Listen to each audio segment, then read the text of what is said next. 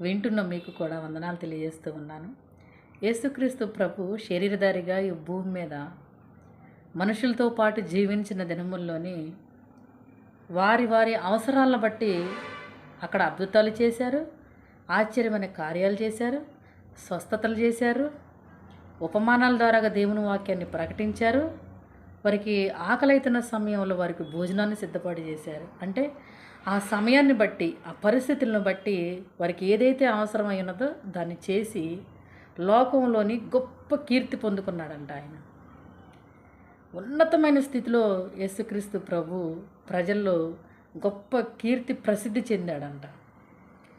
అటువంటి దినముల్లోని ఆయన అంత గొప్ప ఉన్నతమైన కీర్తిది ఆయనకు రావటం వల్ల శత్రువులు కూడా అక్కడున్న వాళ్ళల్లే శత్రువులు తయారయ్యారు. నీ పరిస్థితి, నా పరిస్థితి కూడా అంతే. మన ఉన్న కాడే మనకు శత్రువులు తయారవుతారు. వాళ్ళు కొత్తగా ఎక్కడి నుంచో పుట్టుకురారు. మనం చేసే మంచి పనిని బట్టి వారవలేని వారయ్యి, వారవలేని మనసు కలిగిన వారయ్యుండి, వారవలేని వారయ్యుండి నీకు శత్రువులు అవడానికి వారు బయటపడతారు. అప్పుడు యేసయ్యకి వెంటనే బయటపడలేదు శత్రువులు. యేసుక్రీస్తు ప్రభు పనిచేస్తూ ఉంటే చూసి వారవలేని వారు అయ్యారంట. ఆయన అద్భుతాలు చేస్తుంటే కావాలని, అసలు చేస్తాడా లేదానని కావాలని ఆయన్ని బాధ పెడుతూ శోధించి కూడా ఆయన్ని ఈ క్రియ చేస్తాడా అని కూడా ప్రశ్నించి తర్కీ చేశారంట ఆయన్ని. అబ్బా, ఎంత గొప్ప కార్యం ఎలా చేస్తున్నాడని కూడా తర్కీ చేసి కావాలని ఒక సమస్యను తీసుకొచ్చి ఆయన ముందు పెట్టేవాళ్ళంట. ఏంటంటే వారవలేని తనము. నువ్వు చేసే మంచి పనిలో కూడా వారవలేని వాళ్ళు ఉన్నారు, జాగ్రత్త. నువ్వు చేసేది మంచి పని అయినా కానీ నీ కుటుంబంలో నిన్ను వారవలేని వారు ఉన్నారు, నీ చుట్టుపక్కల నిన్ను వారవలేని వారు ఉన్నారు, నీ జీవితంలో నీ ఇంట్లోనే వారవలేని వారు ఉన్నారు. యేసుక్రీస్తు ప్రభు అంటున్నాడు, నేను లోకాన్ని జయించాను, మీరు కూడా జయించుడి లోకాన్ని. లోకం ఒకప్పటికి గతించిపోయిద్ది, నా మాటలు గతించిపోవు అంటా ఉన్నాడు యేసయ్య.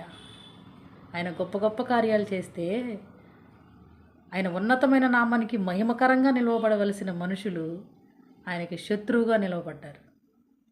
సిలువ వేయమని అడిగింది ఒక్కలు కాదండి, ప్రజలందరూ కూడా. మంచి పని చేసినప్పుడు ముందుకొచ్చి సంతోషించిన వారు సిలువ సమయంలో కేకలు వేశారంట. ఆయన కీర్తి ప్రభావములు ఘనతలో వారవలేని వారు కేకలు వేశారంట సిలువ వేయమని.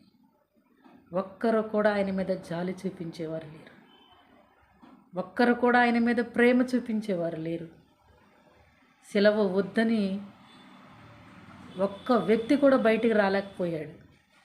శ్రమలకు అప్పగించాలని, శ్రమల్లోనే అతన్ని చంపేయాలని, యేసయ్యని చంపేయాలని శ్రమలకే అవకాశం ఇచ్చారు తప్ప ఆయన శ్రమ చూసి జాలిపడిన మనుషుడు లేకపోయాడు.